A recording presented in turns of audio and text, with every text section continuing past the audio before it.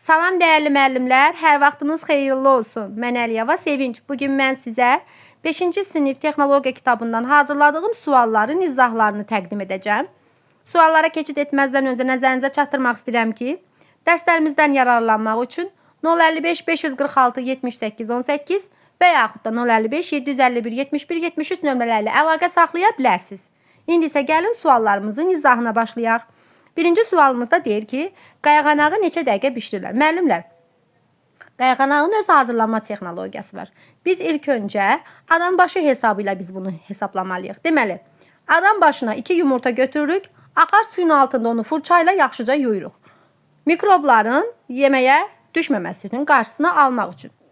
Sonra tavanı qızdırıb yağı əlavə edirik və o yumurtaları tavaya elə bir şəkildə əlavə edirik ki, sarısının tamlığı pozulmasın. Sonra isə zövqə uyğun olaraq hansı ki o duzu əlavə edib 2-3 dəqiqə onu bişiririk. Ağı bişib ağarana kimi tavanı odun üzərindən götürürük. Müəllimlər, burada qeyd etmədim, 10 qram kərə yağı əlavə etməliyik. Bunu da xüsusilə yadda saxlayırsınız.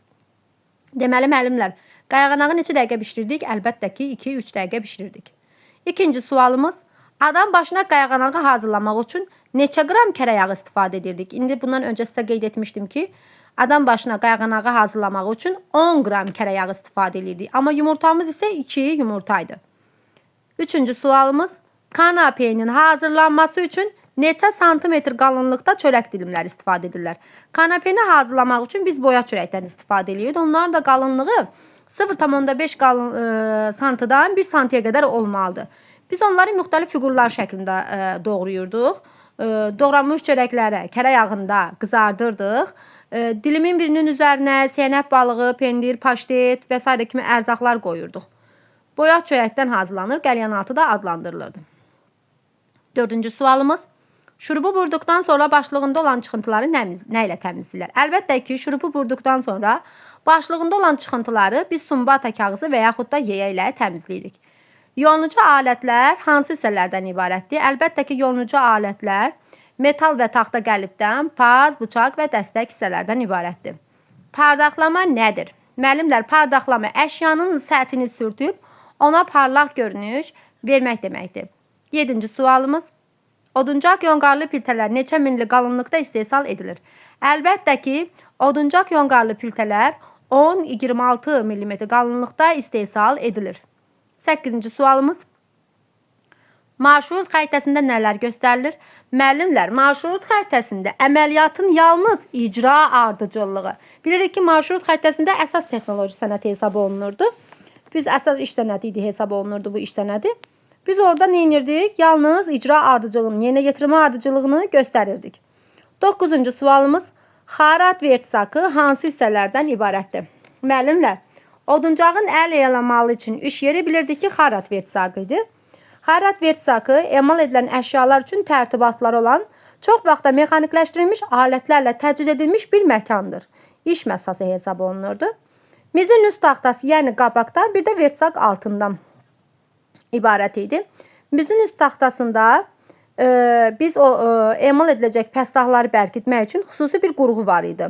Nişanlamadı, mişarlamadı, yonmadı, deşmədi, oduncağın bədii emalı kimi əməliyyatları biz həmin o alətlərin və avadanlıqların köməyi ilə həyata keçirirdik.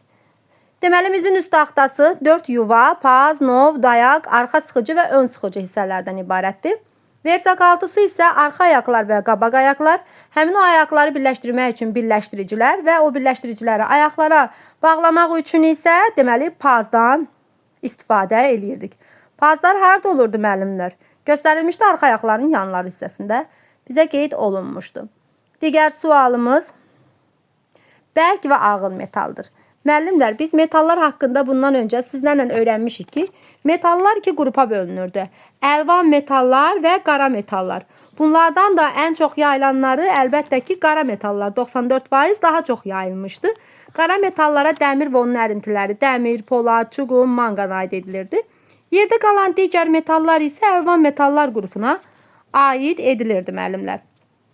İndi bizdən burada hansı metalın ağır və bərk olduğunu qeyd edirdi? Müəllimlər, biz bilirdik ki, ağır metalları 5-ci sinifdə sizlərlə öyrəndiyimiz məlumata görə ağır metallar Poladla mis idi. Amma bunların içərisində mis bərk deyildi. Polad daha bərk idi. Polad bərk və ağır metal idi. Dəmirlə karbonun ərintisindən əlmələ gəlirdi. Biz bilirdik ki, karbonda 2%-ə qədər də onun tərkibində karbon olurdu. Digər sualım 11-ci sual.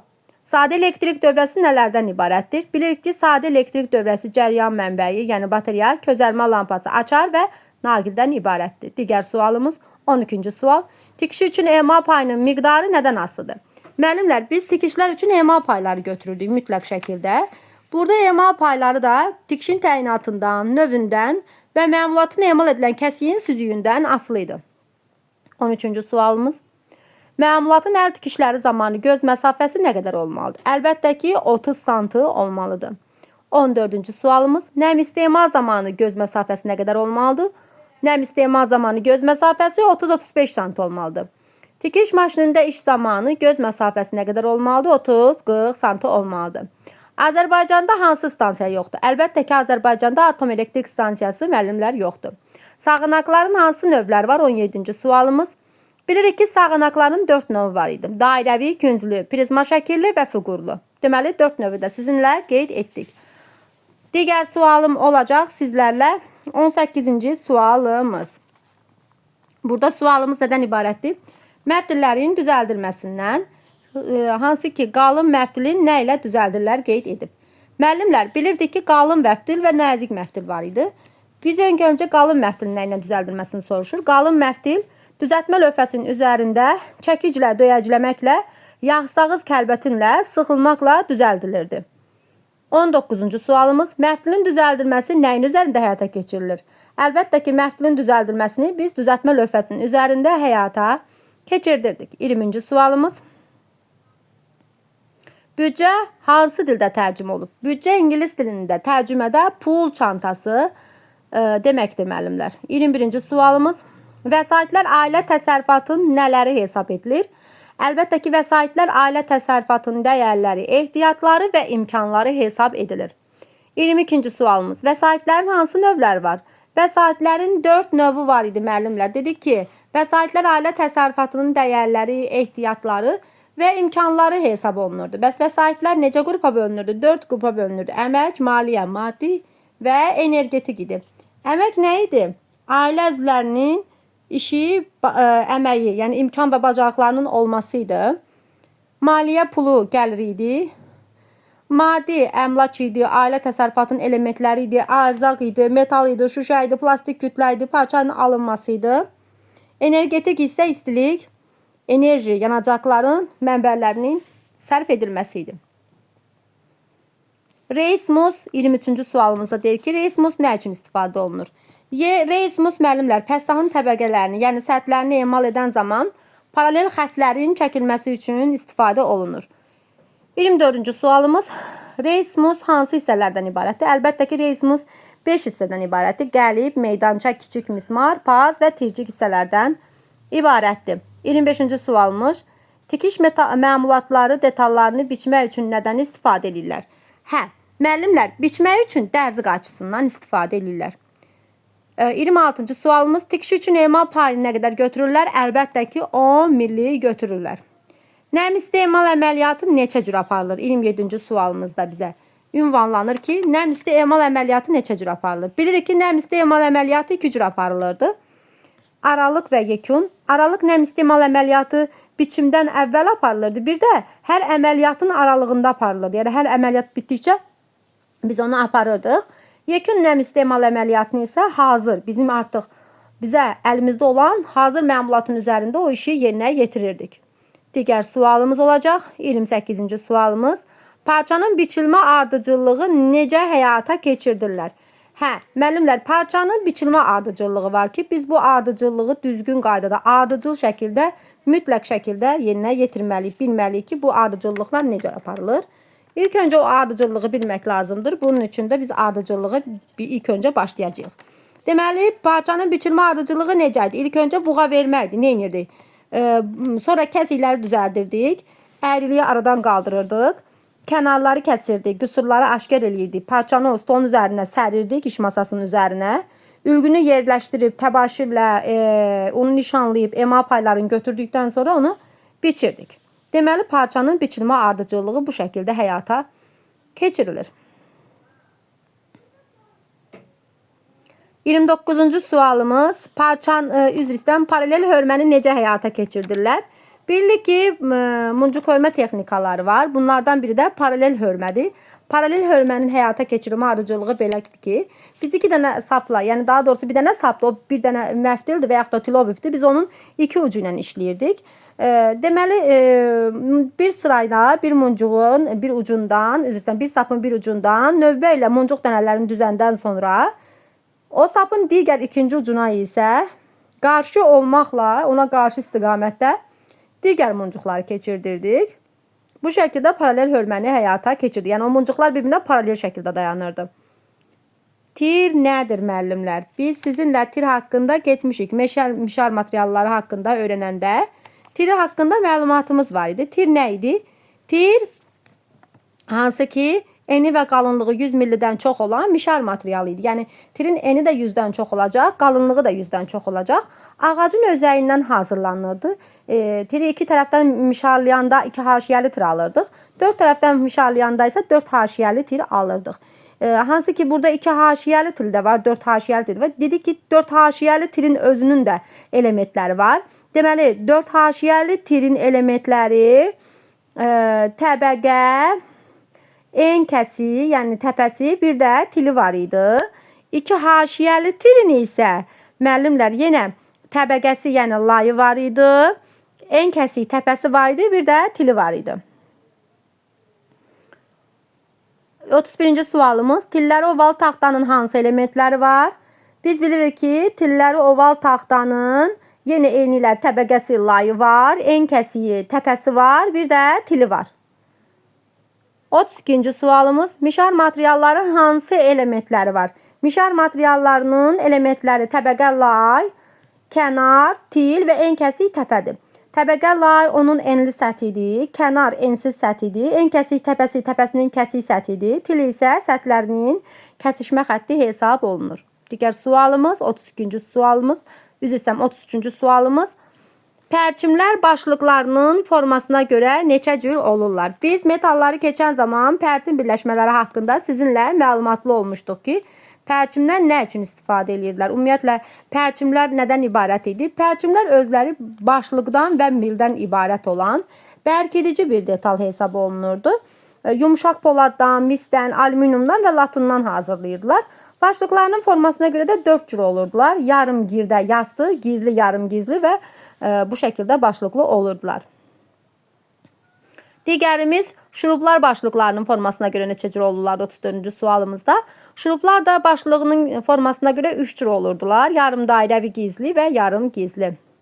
35-ci sualımız olacaq. Həncama və cəftə kimi detalları hansı tərtibatlara dəqiq əmək olurdu? Əlbəttə ki, həncama və cəftə kimi detalları xüsusi əymə tərtibatlarında daha dəqiq əyilirdi. 36-cı sualımız, qatlama tikişini necə həyata keçirdirdilər? Müəllimlər, nazik təbəqə metal lövhələrinin deməli, birləşdirmə üsullarından biri də qatlama tikişi idi ki, o ən geniş yayılmış birləşmə üsulu hesab olunurdu. Burada lövhələrin kənarlarını qatlayırdılar. Necə həyata keçirdirdilər? Təbəqələri 90 dərəcə bucaq altında kənarlarından 6-8 milli əyirdilər. Sonra o təbəqəni çevirirdilər. Əydiyimiz o 6-8 milli əydiyimiz hissənin kənarlarını 2-3 milli aralıq qatı qoymaqla qatlayırdılar. Sonra o qatladıqları kənarları bir-birinə keçirdirdilər, qıfıl salırdılar. Sonra isə onun üzərinə taxta tircik qoyurdular. Taxta tirciyə də deməli taxta çəkic vasitəsilə zərbələr vurmaqla onun etibarlı şəkildə bərkidilməsini həyata keçirdirdilər. Bu zaman etibarlı bərkitmə həyata keçəndə də orada birləşən zolaqlar, o hissələr axı qatlanmış kənarlar bir-birinə keçib birləşirdi. Oradakı birləşmələrdə çıxıntı təbəqələrini aralamağa imkan yaratmırdı. Digər sualımız olacaq. Kulinariya nədir? Kulinariya müəllimlər bilirik ki, biz mətbəx texnologiyada ümumiyyətlə qida hazırlanmasından da danışırdıq ki, kulinariya qidanın hazırlanma mədəniyyəti idi. Mətbəx də o qidanın hazırlandığı yer idi, avadanlıq idi, mebelə təchiz olunmuş bir məkan idi. Mətbəxdə istifadə edilən qab-qacaqlar nədən hazırlanır? Bilirik ki, mətbəxdə istifadə etdiyimiz qab-qacaqlar hansı ki, qazan dəsti idi, qarışdırıcı idi, süzgəc idi, çaydan çaynik idi, süzgəc idi, aşpaz kürəkləri idi, kasalar idi, boş qaplar idi, doğrama taxtası idi, kəfgir idi, ət çəkən maşın idi, plasmas konteynerlər var idi, tərəzilər var idi, sürtgəclər var idi, tavalar var idi, qarışdırıcılar var idi. Müxtəlif cür mətbəx ləvazimatlar var. Bu ləvazimatlar da hər biri metaldan, keramikadan, şüşədən, plastik zərərsiz kütlələrdən hazırlanırdılar. 39-cu sualımız, yuyulacaq qab-qacaqları növlərə görə bölün.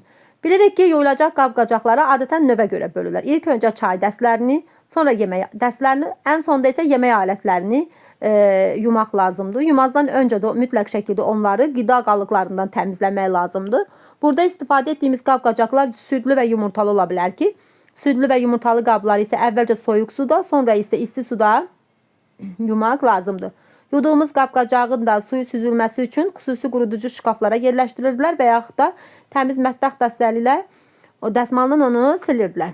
Sanitari gigiyenik qaydalara da mütləq şəkildə riayət etmək lazımdır. Digər sualımız, xarrat kimdir? Müəllimlər, xarrat oduncaqdan qapı, pəncərə, şkaf hazırlayan mütəxəssis hesab olunur. Yəni, oduncaq işlərlə məşğul olan mütəxəssisdir. 41-ci sualımız, iş yeri nədir? Əlbəttə ki, oduncaqla işləmək üçün iş yeri xüsusi alətlərlə, tərtibatlarla təchiz olunmuş bir məkandır. 43-cü sualımız, oduncaq yonqarlı piltələri necə alırlar? Bilirdik ki, oduncaq yonqarlı piltələr, OYP-də adlandırırlar bunu. Yonqar, kəbək, talaşa, oduncaq tozu halına salınmış oduncağın eyni vaxtda həm preslənməsi, həm də yapışdırılması yolu ilə alırdılar. 10-26 milli qalınlıqda istehsal edirdilər. Möhkəm olur, əyilmir, kəsici alətlərlə yaxşı oluna bilir. Rütubətin təsiri altında isə şişib möhkəmliyini itirə bilir. Digər sualım 43-cü sualımızdır. Fanerin çatışmazlığı nə edir? Bilirik ki, faner rütubətin təsiri altında laylara ayrılır. Yəni, rütubətdən qorxur. Eynilə OYP-də, OLL-də deməli, nə edirlər? Rütubətdən qorxurlar. Digər sualım 44-cü sual. Oduncaqla işləmək üçün hansı tərtibatlardan istifadə edilir? Əlbəttə, oduncaqla işləmək üçün atlıq taxtadan, dayaqdan, mişarlama qutusu kimi tərtibatlardan istifadə edirdilər. Atlıq taxta ülgünü çəkirdi, dayaq oduncağı mişarlayırdı, mişarlama qutusu isə oduncağı müxtəlif bucaqlar altında kəsmək üçün istifadə olunurdu. 45-ci sual. Ən yaxşı çay nə ilə yığılır? Əlbəttə ki, bilirdik ki, ən yaxşı çay əllə yığılan çay hesab olunurdu müəllimlər. Əllə yığılan çay. Digər 46-cı sualımız. Ən məşhur isti içki, əlbəttə ki, ən məşhur isti içki elə çaydır ki, ilk dəfə Çinlilər ondan istifadə etmişdilər. 47-ci sualımız. Tutqac üçün ən yaxşı ölçü neçə santimetrdir? Müəllimlər, tutqac üçün ən yaxşı ölçünü 26-nın 26-ya ölçüdə götürürlər. Müəllimlər, bunu xüsusilə yadda saxlayırsınız ki, 26 nə idi? 22-nin 22-yə santimetr ölçüdə götürürdülər. Tutqac üçün ən yaxşı ölçü nə qədər oldu müəllimlər? 22-nin 22-yə. 48-ci sualımız. Ən çox yayılan metallar hansılardır? Müəllimlər, ən çox yayılan metallar, bir yaxda qeyd etdiyim kimi, qara metallar 94% daha çox yayılmışdı. 49. Dülgər alətlərini yonqar qırıntısından nə ilə təmizləyirlər? Əlbəttə ki, dülgər alətlərini yonqar qırıntısından taxta paz vasitəsilə təmizləyirdilər. 50. Yapışqanlar neçə cür olurdu və hansılardır? Yapışqanlar 2 cür olur. Təbii yapışqanlar və sintetik yapışqanlar. Müəllimlər, təbii yapışqanlara hansı ki və sintetik yapışqanlar var idi. İlk öncə sintetik PV yapışqanından danışacağım ki, sintetik yapışqan PV yapışqanı bildiyiniz kimi ümumiyyətlə yapışqanlar ən çox istifadə olunan birləşmə hesab olunurdu. 24 saat ərzində o yapışqanlar sıxıcıda bərkiməyini gözləyirdilər. Sintetik yapışqanlar dedim ki, 2 cür olur yapışqan. Təbii və sintetik yapışqanlar. Sintetik yapışqan PV yapışqanı idi. Ağ rəngli olurdu, qatı maye şəklində olurdu, fırça ilə yaxılırdı. Məktəb emalatxanalarında həm PV-dən, həm kazeyindən və xarat yapışqanlarından istifadə edirlər. Kazeyin yapışqanı sarımtı rəngli toz halında olurdu. və yapışqan 3-4 saat ərzində istifadəyə yararlı olurdu. Əgər 3-4 saat ərzində biz ondan istifadə etməsək, o bərkiyirdi. Yapışdırmazdan əvvəl də o detalların səthini biz mütləq şəkildə tozdan, çikdən təmizləməliydik. Onu bərkiməsi üçün ilk öncə 2-3 dəqiqə gözləyirdik kənarda. Sonra o sıxaca yerləşdirirdik. Sıxaca da o bir-birinə birləşib bərkiməsini 24 saat ərzində gözləyirdik. Digər sualımız. Şurubu nə ilə açıb bağlayırlar? Əlbəttə ki, müəllimlər, şurubu vint açanla. 52. İqtisadiyyat nədir? İqtisadiyyat təsərrüfatın qayda qanunlarla səmərəli idarə olunması deməkdir. 53. Oduncağı təmizləmək üçün istifadə olunan alətlər hansılardır? Hə, müəllimlər, oduncağı təmizləmək üçün istifadə olunan alətlər deyil burada. Xüsusilə diqqət edirsiniz, oduncağın da istifadə olunan alətlər var ki, oduncağı təmizlənməsi üçün və yonulması üçün alətlər var. Burada xüsusilə qarışdırmırsınız təmizləyici və yonucu alətləri. Təmizləyici alətlər törpü, yeyə, suvant, cilalayıcı, sumbata kağızı idi. Törpü iri kərtikli olurdu, yeyə müxtəlif hündürlükdə kərtikləri olurdu, suvat da xırda kərtikli olurdu. Yeyənin hansı hissələri var? Yeyə müəllimlər dəstək, üzük, daban, tircik, kərtik və uc hissədən ibarətdir. Digər, xarat mişarı hansı hissələrdən ibarətdir? 55-ci sualımızda. Xarat mişarı 3 hissədən ibarətdir müəllimlər. Zolaq, diş və dəstək hissədən ibarətdir. 56. Tənəkələrin qalınlığı nə qədər olur? Hə, artıq biz metallardan suallarımıza yenə keçid etdik. Bilirsiniz ki, bu suallar qarışıq şəkildədir, sizlərə təqdim olunub. Sualımız necə idi? Hə, tənəkələrin qalınlığı nə qədər olur? Müəllimlər, bilirik ki, tənəkələr özləri 0,2 millidən 0,5 milliyə qədər qalınlıqda ola bilirdi. Yəni bu rəqəm 0,2 ilə 0,5 arasında dəyişə bilirdi. Nazik təbəqəli polad hesab olunurdu tənəkələr. Özləri də 3 cür olurdu. Ağ tənəkə, qara tənəkə və singlənmiş tənəkə. Ağ tənəkə nazik qalay təbəqəli örtüdə ən çox da konserva bankalarında istifadə olunurdu. Örtü olmayan təbəqə qara tənəkə idi. Nazik sink təbəqəsi ilə örtülmüş tənəkə isə singlənmiş tənəkə hesab olunurdu. Nazik təbəqə metalın, yəni 57-ci sualımıza deyək ki, nazik təbəqə metalın qalınlığı nə qədər olur? Bilirik ki, nazik təbəqə metalın qalınlığı 2 milliyə qədər olur. 2 milliyə qədər. 58. Tənəkələr hansı metaldan hazırlanır? Bildir ki, poladdan hazırlanır. 59. Generatordan alınmış elektrik cəryanı istifadəçiyə nəyin vasitəsilə ötürülür? Əlbəttə ki, bildiyimiz kimi ötürücülərin, yəni naqillərin vasitəsilə ötürülür. Bunu da xüsusilə yadımızda saxlayırıq. Müəllimlərin daha çox diqqət etmədiyi məqamlardan və gözlərindən yayınan suallardan digərinə keçid eləyəcəyik. Hansı ki, bu 61-ci sualımızdır. Diqqətli olaq, nə deyir sualımızda? Deməli, tünd rəngli parçalarda şablonun konturlarını nə ilə çəkirlər? Müəllimlər, o parçanın tərs üzündə şablonun konturlarını açıq rəngli parçalarda bizdən açığı soruşurdu mu? Üzr istəyirəm. Hə, həm tündü soruşur, həm açığı. Biri 60-cı sual, biri 61-ci sualımız idi. 60-cı və 61-ci suallarımızın izahına keçirəm. Hansı ki, parçanın tərs üzündə şablonun konturlarını açıq rəngli parçalarda, iti yonulmuş karandaşla, tünd rəngli parçalarda isə sabun və yaxud da tabaşı ilə müəllimlər çəkirlər. 62-ci sualıma pərçimin formasını nə ilə verirdilər? Sıxacın vasitəsilə müəllimlər. 63. Pərçin birləşməsindən harda istifadə olunur? Bilirik ki, pərçin birləşməsindən təyyarə və gəmi qayırmada, körpü salmada, metal məişət avadanlıqlarının hazırlanmasında ondan istifadə edirdilər. Bir də qeyd edilən pərçin birləşməsindən təyyarə və gəmi qayırmada, körpü salmada, metal məişət avadanlıqlarının hazırlanmasında istifadə olunurdu. Qatlama tikişindən harda istifadə olunurdu? 64-cü sualımıza keçid edirik. Qatlama tikişindən isə müəllimlər, biz gördüyümüz bu qatlama tikişindən binanın dam örtüyündə polad təbəqələrdə, vedrələrdə, peç durbalarında, ventilyasiyalarda, su ötürücü borularda biz ondan istifadə eləyirdik. 65-ci sualımız sumbata kağızı neçə cür olur? Müəllimlər, bilirik ki, sumbata kağızı 2 cür olurdu. İri dənəcikli sumbata kağızı, xırda dənəcikli sumbata kağızı. İri dənəcikli sumbata kağızı qalın təbəqə çıxartmaq üçün idi. Nazik xırda dənəcikli sumbata kağızı isə ağartma emalında və pardaqlamada istifadə olunurdu.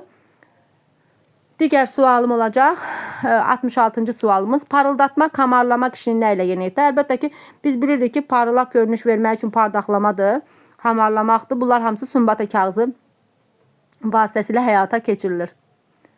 67-ci sualımız. Yonucu alətlərin qəlibi nədən hazırlanır? Bilirik ki, yonucu alətlər taxta və metal qəlibdən, bıçaq, baz və dəstəkdən ibarətdir. Onların qəlibi ya taxtadan hazırlanacaq, ya da ki, metaldan hazırlanacaq. Digər. 68-ci sualımız. Bölgülərə olan xəttkeşdən nə üçün istifadə edirlər? Bölgü sözünə hər zaman qeyd etmişəm ki, diqqət eləyin ki, bax görürsünüz, kiçiltmə var. Kiçik ölçülü pəstahların ölçülüb nişanlanması üçün istifadə edilirdi. Biz bunlardan görmüşük müəllimlər, gündəlik olaraq şagirdlərin istifadə etdikləri də bunlar metaldan, plastikdən, taxtadan, rezindən belə hazırlanır. 69-cu sualımız. Spesifikasiyada nələr sadalanır? Metalın adı, detalın adı, detalın sayı qeyd olunur. Sonra miqyası, materialı qeyd olunur. Hansı ki, bu da müəllimlər yığma çertyojunda olurdu. Çertyojun eskizin və texniki təsvirinin sağ aşağı küncündə verilirdi.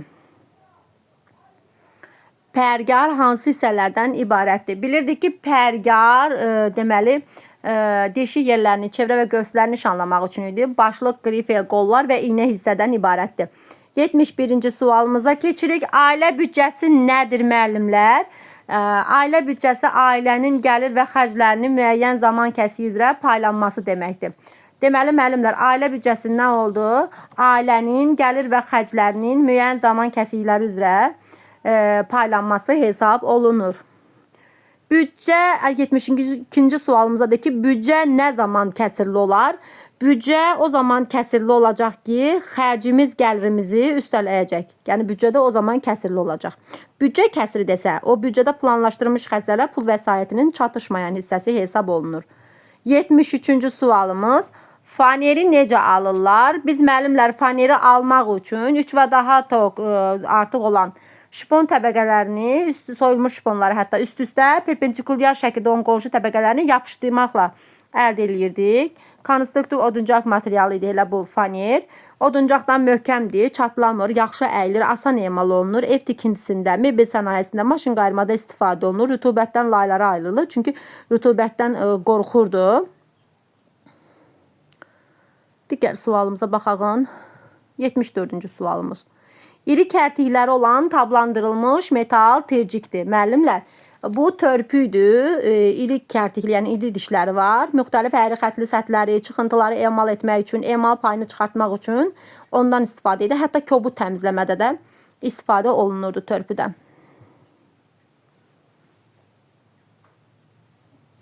75-ci sualımız. Tərtibat nə idi? Tərtibat əməliyyatı aparmaq üçün işi yüngülləşdirən ləvazimat və qurğudur. Yəni sonradan hansısa bir işi yüngülləşdirmək üçün xırdaca işləri yerinə yetirir. 76. Tablandırmada məqsəd nədən ibarətdir? Müəllimlər, tablandırmada məqsəd poladın möhkəmliyini və bərkliyini artırmaqdır. Burada nə edirlər? Poladı böhran temperaturunda, yəni 30-50 dərəcə Selsi temperaturdan yuxarıda qızdırırdılar. Onu həmin temperaturda saxlayırdılar. Saxlayandan sonra isə onu sürətlə yenidən soyudurdular. Yəni o istədikləri o möhkəmliyi, bərkliyi alana qədər bu işi davam elətdirirdilər. Digər sualımız olacaq müəllimlər. Biz sağ əllə rəndənin hansı hissəsindən tuturduq? Müəllimlər, bilirik ki, sağ əllənin rəndənin arxa, sol əl isə ön dəstəyindən tutulur. Düz və hamar səth halına qədər, onu lazımı qalınlıqda olana qədər bu pəstahı biz yonurduq. Digər sualımız. 78-ci sualımızdır. Burğuların neçə növü var? Bilirik ki, burğular 4 növdə olur. Spiralvari, mərkəzvari, şinekvari və qaşıqvari. Bunlardan ən çox yayılanı da spiralvari burğulardır ki, bu burğuların diametri millimetrlərlə, onun milində qeyd olunur. 79. Yenə də bir metaldan sualımız var. Alüminium nə rəngdə olur? Müəllimlər, alüminium gümüşü rəngdə olur. Bildiyiniz kimi. Rəngini soruşur bizdən. Alüminium dediyim kimi gümüşü rəngdə olur. Yumuşaq metaldır, yüngül metaldır. Aviasiyada ondan istifadə edilir. Düzəldirmənin 80-cı sualımızdadır ki, düzəldirmənin keyfiyyətini necə yoxlayırlar? Biz düzəldirmənin keyfiyyətini yoxlamaq üçün düzəltmə lövhəsinin üzərində o xəttkeşin tilini qoyurduq. O aralıqdan sızan işıq zolağın ölçüsünə görə onu yoxlayırdıq. Digər sualımız, yenə parçadan bir sualımız gəldi. Oymaqdan nə üçün istifadə edilirdi? Müəllimlər, bilirik ki, oymağın digər adı üskükdür, üskük. İşlək əlin, yəni sağ əlin, yəni orta barmağının deməli, ölçüsünə uyğun olurdu. İğnə ilə barmaqların deşilməsindən qorumaq üçün idi. Dibli və dibsiz olmaqla 2 ilə bölünürdü. 82-ci sualımız olacaq. Parçanın əl emalı üçün istifadə olunan alət və tərtibatlar. Müəllimlər, parçanın əl emalı üçün alət və tərtibatlar hansı ki, santimetr, lentimetrə idi, bildiyimiz oymaq idi, kiçik çarx idi, tikiş sökən idi, parça üçün qayçı hansı ki, dərzi qayçısı idi, kağız üçün qayçı idi, sancaq idi, təbaşir idi, şəffaf kağız, kalka kağız idi, xətkeş idi, əl tikiş iynələri idi, duz üzlü qayçılardan da istifadə edə bilərdik. Oymaqdan da hətta istifadə edə bilərdik. Digər sualım olacaq. 83-cü sual. İstifadə etdiyimiz iynə necə olmalıdır? Bilirik ki, istifadə etdiyimiz iynə hamar olmalıdır, düz olmalıdır, paslı olmamalıdır, ucu zədələnmiş olmamalıdır. Hətta o parçanın, sapın o iynəyə keçmək üçün onun müəyyən formada da deşikləri də olmalıdır. Buğa vermə nədir müəllimlər? Biz bir öncə parçanın biçilmə ardıcıllığına gedəcəyik. Buğa vermə parçanı biçmədən əvvəl aparılan nəmizli emal əməliyyatı idi. Sonradan parçada, yəni kiçilmələr baş verməsin deyə pambıq və kətan parçaları biz isti suda, süni parçalar ilıq suda biçmədən əvvəl yuyub qurudub yaxşıca ütülüyürdük. 85-ci sualımız, buterbrodlar istifadəyə neçə dəqiqə qabaqdan hazırlanır? Əlbəttə ki, 30 dəqiqə qabaqdan hazırlanır. Elektrik sxemləri neçə cür olurdu? 86-cı sualımızda. Elektrik sxemləri 2 cür olurdu. Prinsipial və montajlı. Prinsipial sxemdə onların birləşmə prinsipi göstərilirdi. Montajlı sxemdə isə o elementlər bir-birinə dəqiq yerləşməsi ilə dövrədə birləşmə qaydası göstərilirdi. Bu da ki, yığılması idi. Digər sualım olacaq. Metal lövhələrin və məftillərin səthini çikdən, rəngdən, pastan təmizləmək üçün nədən istifadə edirdik? Biz bilirik ki, metal lövhələrin və məftillərin səthini çikdən, rəngdən, pastan təmizləmək üçün sumbata kağızından və yaxud da cilalayıcı qəlibdən istifadə edə bilərik. Müəllimlər, hər birinizə imtahanlarda uğurlar arzulayıram.